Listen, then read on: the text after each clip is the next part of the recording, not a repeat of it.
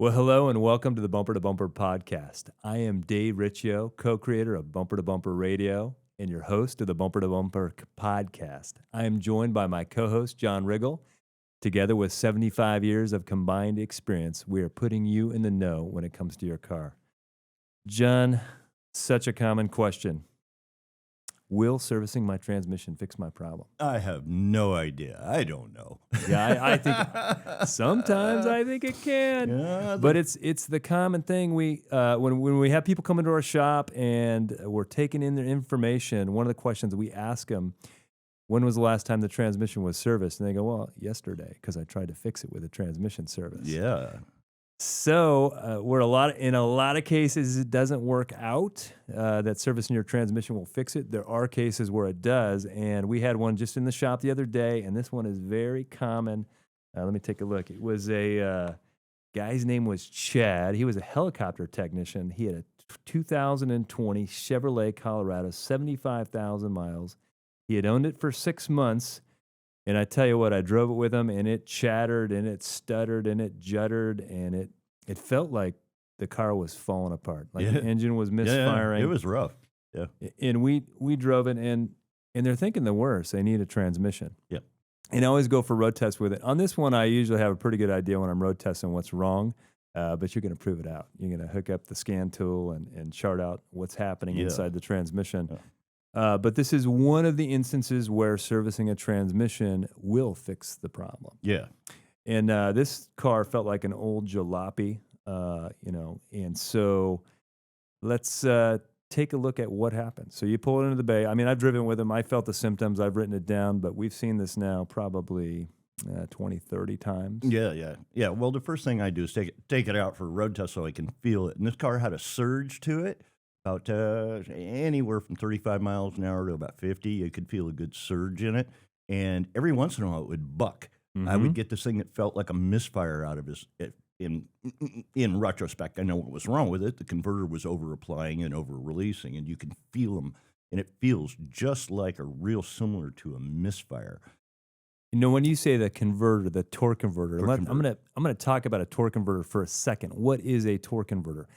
Now, for some people out there, they remember what a manual transmission felt like to drive. Yeah. I guess that's getting more rare. Yeah. But so the torque converter is like the clutch would be in a manual transmission. Yeah. In a manual transmission, when you come up to a stop, you push the clutch in so the engine doesn't die. And what the clutch is doing is disconnecting the engine from the transmission. Mm-hmm.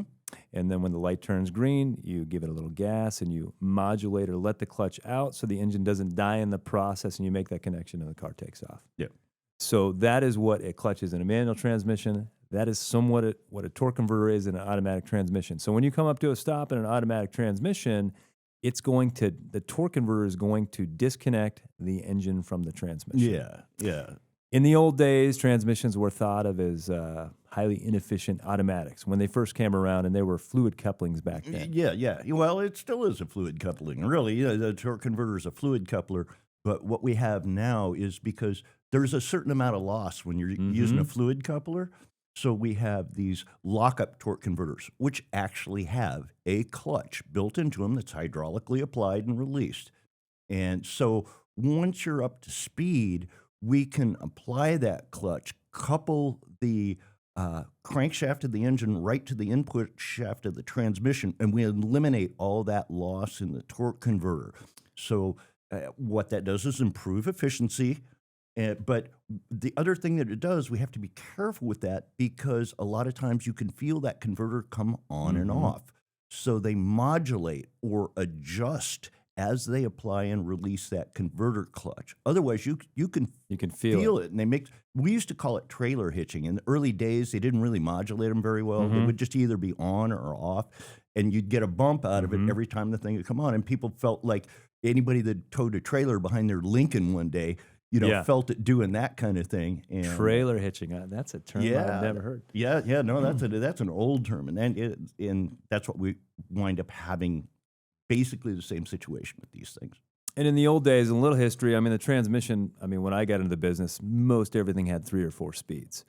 but the transmission shifts 1, 2, 3, 4, and then the torque converter would lock up. In the old days, that's the way we handled it. 1, 2, 3, and the torque converter would lock up. Yeah. In the modern car, they are really trying to wring out as much fuel efficiency out of it as they can. So you've got these modern transmissions where we shift from first gear to second gear.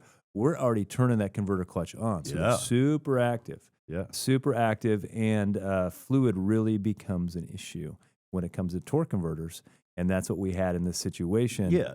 And GM is probably notorious for modulating the heck out of the torque converter. Oh, yeah. Yeah, yeah. We had, was it an 1870 code back in the 90s? Yeah. That would come up. But as they're turning that torque converter clutch on and off, you really need a good fluid. And that's when fluids really change, is when the lockup clutch came in. Remember, first ones were the Ford Tauruses, Mercon 5. Yeah. That fixed I them. remember the old Mitsubishis doing it, the old Chrysler products. You know, when they first came out with their, they had a special fluid for them when they changed fluids, and those things would judder if you put the wrong fluid in them. And it was way back in the day, and it was.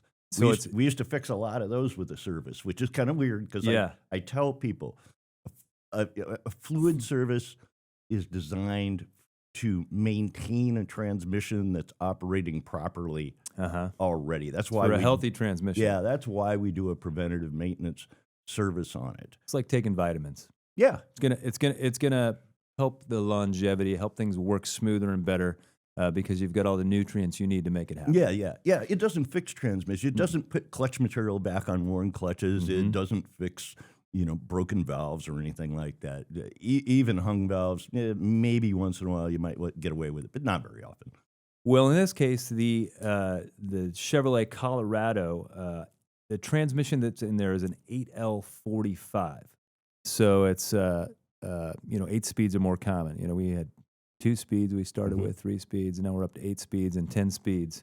And this thing, because that converter clutch is all over the place, on, off, it's always shifting. That's why it's so inconsistent and erratic when you get to the situation that Chad had going on with his truck. And so you've driven it, you'll put it in the scan data, right? So you can chart out that lockup clutch and look at the pattern in it. Yeah, to so see that happening. was your question. What do you do? I take them out and I drive them.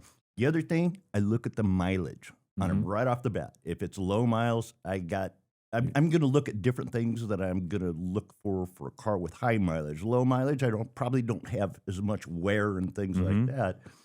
But when I see failures, is something broken or something like that? So I look at the mileage, I take it out and drive it. I bring it back. I do just a visual inspection on the car. We want to check motor mounts and things like that. Anything that could cause similar feels, So we want to go for low-hanging fruit. I want to, encompass this thing as a whole and see what I can find. Then I take it out with a scan tool. And what I watch is the engine RPM versus the input shaft RPM. Input shaft on the transmission.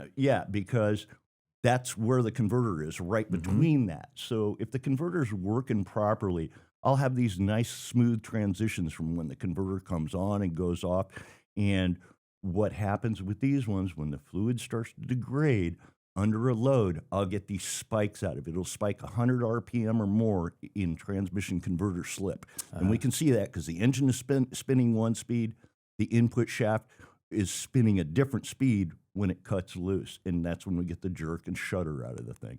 So usually I can spot it right in the scan data.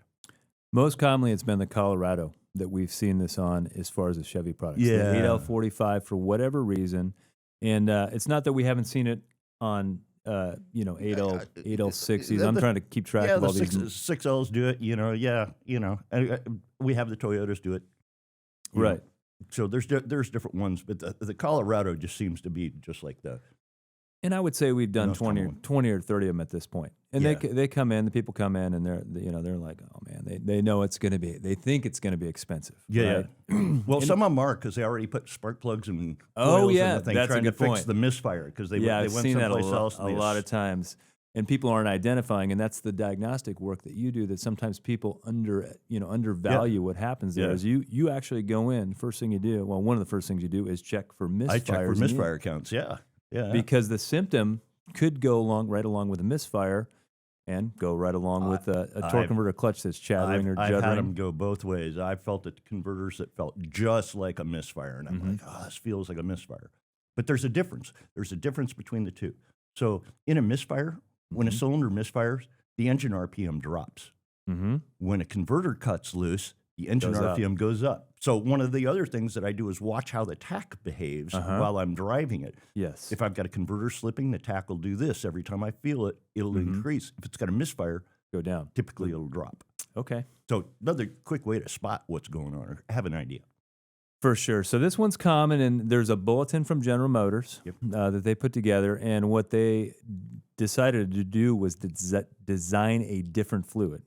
So they called their friends over at Mobile and they said, hey, we need a fluid that does this, this, and this. And it's referred to, I think it's a Dexron HP. Yeah, high performance. High performance. And it comes in a Mobile One box. And what we do from there is it's not just, we normally do a service where we take the pan off. We're going to break open the filter to make sure the transmission itself is okay. If the converter's coming apart, which happens, if the converter's coming apart, that converter's going to be inside that transmission filter. Yeah. Okay, so we break open the filter to make sure it's okay. As long as that's okay, we put a new filter in there, and then we're going to put the pan back on. We're going to put back in the 4 to 6 quarts that came out with the pan off, and then we're going to do a complete fluid exchange. And that's where we take a transmission cooler line loose.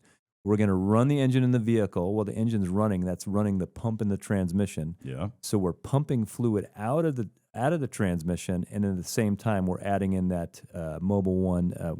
In most of it, we're just adding in fresh fluid, and so we're putting fresh fluid in as it's pumping it out. It's a very, very good way to change out all the fluid without doing anything evasive or flush machine or anything like that.